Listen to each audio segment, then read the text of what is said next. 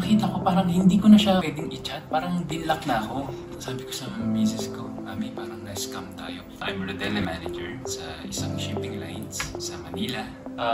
Goal namin makabili ng laptop. Nakita namin, oy, pwede namin to. And then check din namin yung Facebook page niya. Okay naman, lahat. And then nung time na yon na magbabayad na, sabi ni wife, before mo i-send, i-check mo muna yung yung mayroong i-check dyan, yung insurance. Sabi ko, sayang pa yan, 30 pesos din yan. Sabi ni wife, para sure tayo, para in case na may mangyari. Pinoward ko yung screenshot ng resibo niya sa Gcash. And then, okay na, nag-okay na si seller.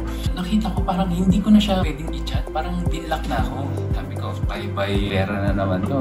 Sabi hindi, pwede mo ma-recover yan. Yung chinek mo doon, kailangan kong mag-file sa NBI, yung police report, and then pinasa ko, online lang lahat. Sabi ko, totoo ba to?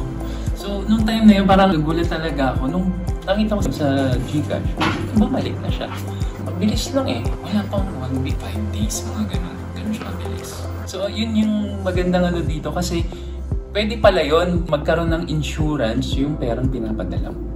Tsaka, in case na hindi mo kilala yung tinatransact mo, maganda yung opportunity na yun kasi isang click mo lang, 30 pesos lang yun nandun. Karoon ka ng insurance.